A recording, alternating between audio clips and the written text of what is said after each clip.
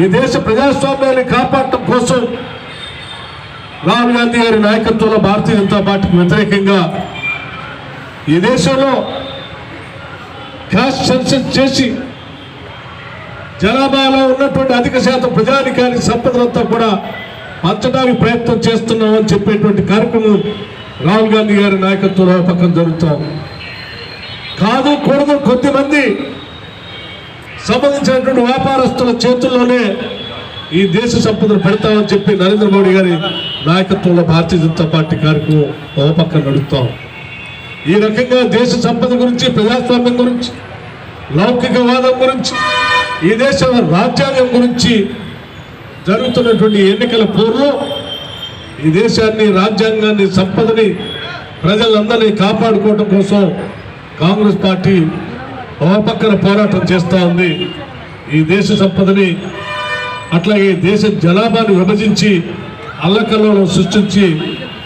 అధికారాన్ని చలాయించడం కోసం భారతీయ జనతా పార్టీ ఒక పక్కన ప్రయత్నం చేస్తున్నాం. వీటన్నిటినీ కూడా ఈరోజు కాంగ్రెస్ పార్టీ ఆధ్వర్యంలో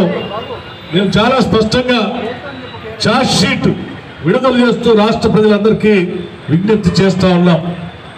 ఉత్తర భారతదేశంలో ఏ రకంగా అయితే గుజరాతీలకు సంబంధించిన నాయకత్వం దాడులు చేస్తూ ఒక రాష్ట్రం మీద ఇంకో రాష్ట్రం, ఇంకో రాష్ట్రం మీద ఇంకో రాష్ట్రం పెత్తనం చేస్తూ దేశాన్ని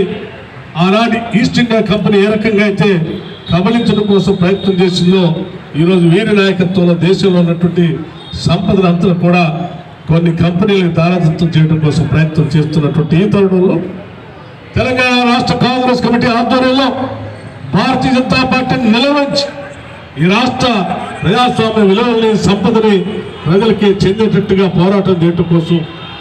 కాంగ్రెస్ ఆధ్వర్యంలో ఈరోజు ఛార్జ్ షీట్ని రిలీజ్ చేయడం జరిగిందని చెప్పి ఈ సందర్భంగా మీ అందరికీ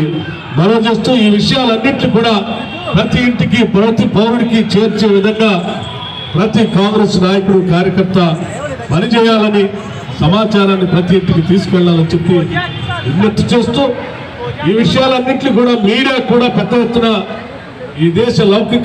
లౌకికవాదాన్ని, ప్రజాస్వామ్యాన్ని, ఆస్తుల్ని అన్నింటినీ కాపాడటం కోసం ప్రజాస్వామ్య 4వ స్తంభం అయినటువంటి మీడియా వ్యవస్థలు కూడా ముందుకు రావాలని చెప్పి విజ్ఞప్తి చేస్తూ సెలవు తీసుకుంటున్నాను. జై హింద్, జై కాంగ్రెస్. ఇప్పుడు గౌరవనీయులు ఏఐసిసి ప్రధాన కార్యదర్శులు, తెలంగాణ ఇన్ఛార్జ్